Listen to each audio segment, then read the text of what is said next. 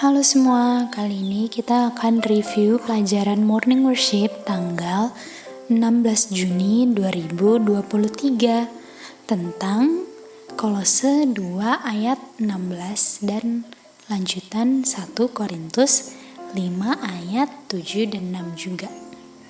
Oke, jadi di pertemuan sebelumnya kita sudah establish bahwa 1 Korintus 5 ayat 7 itu paralel dengan Kolose 2 ayat 14 dan 1 Korintus 5 ayat 8 paralel dengan Kolose 2 ayat 16. Dan sekarang kita mau fokus lihat di 2 ayat 16-nya. Di situ dikatakan, "Let no man therefore judge you in meat or in drink or in respect of an holy day, or of the new moon, or of the Sabbath days." Judge di ayat itu artinya sama dengan condemn. Artinya ayat ini bilang jangan biarkan seorang pun judge, hakimi, atau menuduh, condemn, kalau kamu bikin meat atau drink di holiday, new moon, dan Sabbath. Tapi banyak juga orang yang pengertiannya berbeda dari yang dibilang di ayat ini. Dan pengertiannya adalah satu, bisa saja mereka lihat dari segi meat and drink-nya, yaitu kenapa kamu masih meat and drink. Jadi pilihannya yang pertama salah untuk meat and drink-nya. Jadi meat and drink-nya disinilah yang difokuskan. Yang kedua, bisa juga mereka dituduh bukan untuk meat and drink-nya, tetapi untuk hal yang lain selain meat and drink-nya. Makanya mereka dihakimi. Inilah kemungkinan yang kedua. Jadi tuduhan yang kedua ini bukan untuk meat and drink-nya karena tidak salah untuk meat and drink. Tapi sementara mereka sedang melakukan meat and drink, ada sesuatu yang selain meat and drink yang membuat mereka dihakimi. Pertanyaannya adalah, jadi apakah meat and drink itu yang berakhir di kayu salib? Tapi kalau meat and drink berakhir di kayu salib, buat apa masih dilakukan meat and drink setelahnya? Atau bisa saja ada yang lain selain meat and drink yang berakhir di kayu salib. Jadi sementara waktu lagi makan, waktu lagi bikin meat and drink, kenapa yang itu masih ada? Dimana itunya ini bicarakan tentang yang selain meat and drink itu yang sudah berakhir di kayu salib. Contohnya misalnya seperti ini. Berdasarkan apa yang sudah berakhir di Kolose 2 ayat 14. 1. Kemungkinannya jika meat and drink yang berakhir, pertanyaannya adalah kenapa di 2:16 kamu masih buat meat and drink? Itu tuduhannya. Dan tuduhan kemungkinan yang kedua, kemungkinan domba yang berakhir di kayu salib, sehingga waktu bikin meat and drink di ayat 16 bikinnya tidak dengan domba.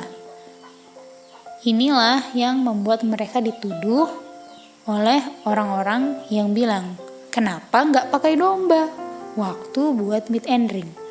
Artinya orang-orang yang bilang ini nggak bisa lihat kalau domba itu sudah digantikan dengan Tuhan Yesus mati di kayu salib. Makanya mereka tanya, mana dombanya? Nah, kita lihat apa sih memang yang dipakukan di kayu salib. Lihat di ayat 14-nya adalah di situ dikatakan yang disingkirkan atau yang di-nail to the cross adalah handwriting of ordinances. Handwriting of ordinances itu artinya catatan hutang. Dan apa hutangnya? Hutangnya itu kematian. Artinya waktu Tuhan Yesus mati di kayu salib, dia bayar hutang atau bayar kematian saya. Dan kematian saya ini, dimana sebelum Tuhan Yesus mati di kayu salib, kematian saya yang adalah hutang saya dilambangkan oleh domba yang mati. Makanya setelah Tuhan Yesus mati di kayu salib, gak perlu domba karena gak ada hutang lagi.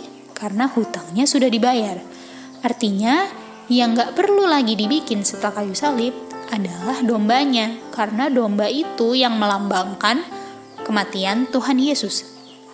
Bagaimana dengan meat and drink-nya? Nah, kalau kita lihat dari apa yang dialami oleh Rasul Paulus pada zamannya, Rasul Paulus itu banyak dituduh atau dihakimi sama orang-orang Yahudi.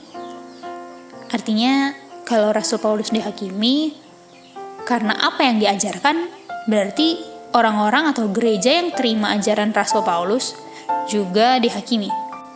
Dan yang membuat Rasul Paulus dan gerejanya dihakimi itu karena Rasul Paulus nggak mendesak anggotanya ini untuk mereka tetap lakukan seremonial law setelah kayu salib.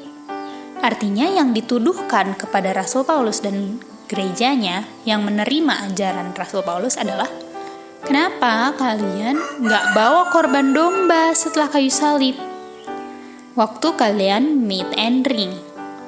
Artinya Rasul Paulus dihakimi karena mereka nggak bawa domba waktu mereka lakukan meat and drink atau feast berdasarkan 1 Korintus 5 ayat 8 pada waktu-waktu yang ditetapkan di holiday, new moon, or Sabbath days. Artinya Rasul Paulus dan orang-orang yang terima ajaran Rasul Paulus ini tetap keep feast setelah kayu salib, tapi tanpa domba. Dan dari mana kita tahu? Mereka tahu bahwa setelah kayu salib tetap butuh untuk meat and drink, atau tetap butuh untuk lakukan feast yang dilakukan di appointed time. Jawabannya adalah berdasarkan Matius 26 ayat 26. Karena di situ Tuhan Yesus institusikan the Lord's Supper untuk menggantikan Passover atau yang mereka lakukan selama appointed time sebelum kayu salib. Artinya yang mereka bikin setelah kayu salib adalah the Lord's Supper atau meat and drink yang tidak terikat lagi dengan sacrifice.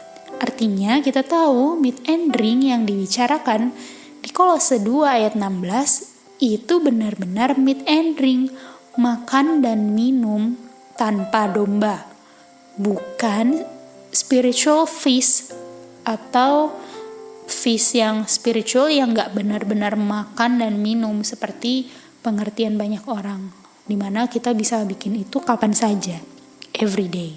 Padahal dengan jelas di Kolose 2:16 itu Rasul Paulus katakan dibikinnya di appointed time, di holiday, new moon, and Sabbath days.